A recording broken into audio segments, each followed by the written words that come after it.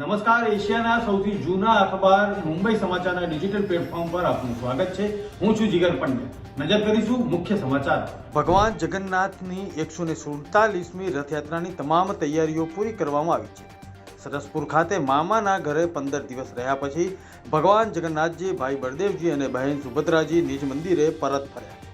નિજ મંદિરે તેમનું સ્વાગત કરવામાં આવ્યું. ત્યારબાદ ભગવાનને આંખે પાટા બાંધવાની વિધિ કરવામાં આવી હતી.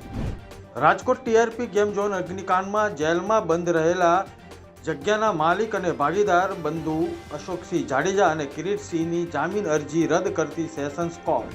મોંઘવારીથી પીડાતી જનતાના માથે વધુ એક માર સહન કરવાનો વારો આવે છે. ગુજરાત ગેસ કંપનીએ સીએનજીના ભાવમાં વધારો કર્યો. વાહન ચાલકો પર મોટો બોજો પડશે. રાહુલ ગાંધી આવતીકાલે ગુજરાતની મુલાકાત.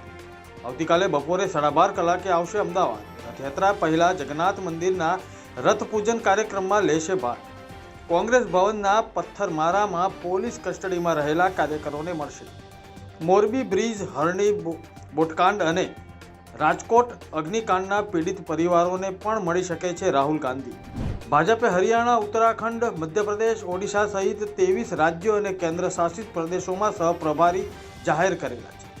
ભાજપ પંજાબમાં લોકસભા ચૂંટણીમાં 10માંથી 1 બેઠક જીતી શકી નથી, ત્યારે પાર્ટીએ રાજ્યમાં ગુજરાતના પૂર્વ મુખ્યમંત્રી વિજય રૂપાણીને પ્રભારી બનાવ્યા. અમદાવાદથી થાઇલેન્ડનો પ્રવાસ કરવા માંગતા લોકો માટે ટૂંક સમયમાં જ લો કોસ્ટ એરલાઇન શરૂ થવા જઈ રહી છે. જુલાઈના અંત સુધીમાં વધુ એક એરલાઇન અમદાવાદથી સીધી થાઇલેન્ડની શરૂ થશે. ઉલ્લેખનીય છે કે આ ફ્લાઇટ અન્ય કરતાં સૌથી સસ્તી હશે. સાળંગપુર ખાતે આયોજિત ભાજપ પ્રદેશ કારોબારી બેઠકમાં કેન્દ્રીય જળશક્તિ મંત્રી અને ગુજરાત પ્રદેશ અધ્યક્ષ CR પાટીલે કહ્યું કે ગુજરાત ભાજપના પ્રદેશ અધ્યક્ષ તરીકેનો કાર્યકાળ પૂરો થયો છે. મને જવાબદારીમાંથી મુક્ત કરવા માટે હાઈકમાન્ડને રજૂઆત કરી છે. મને પ્રદેશ પ્રમુખની જવાબદારીમાંથી મુક્ત કર્યો. સમગ્ર રાજ્યમાં મેઘમહેર થઈ રહી છે, ત્યારે હવામાન વિભાગે રાજ્યમાં ભારેથી અતિ ભારે વરસાદની આગાહી કરી છે. હવામાન વિભાગ અનુસાર દક્ષિણ, મધ્ય અને ઉત્તર ગુજરાતમાં ભારે વરસાદની શક્યતા છે. રાજ્યના 14 જિલ્લાઓમાં અપાયું એલર્ટ. બ્રિટનની સામાન્ય ચૂંટણીમાં ઋષિ સુનકે સ્વીકારી હાર. બ્રિટનની સત્તામાં મોટો ફેરફાર થવા જઈ રહ્યો છે. સામાન્ય ચૂંટણીમાં લેબર પાર્ટી પ્રચંડ બહુમતી સાથે જીતી.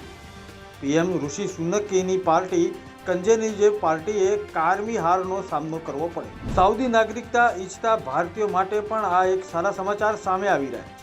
સાઉદી અરેબિયાએ નાગરિકતા આપવાને લઈને મહત્વનો નિર્ણય લીધો છે. જે લોકો વ્યવસાયમાં નિપુણતા ધરાવે છે તેમણે સાઉદી સરકારે નાગરિકતા આપવા માટેનો વટહુકમ બહાર પાડ્યો. આ હતા અત્યાર સુધીના મુખ્ય સમાચાર. જોતા રહો મુંબઈ સમાચારનું ડિજિટલ પ્લેટફોર્મ. નમસ્કાર.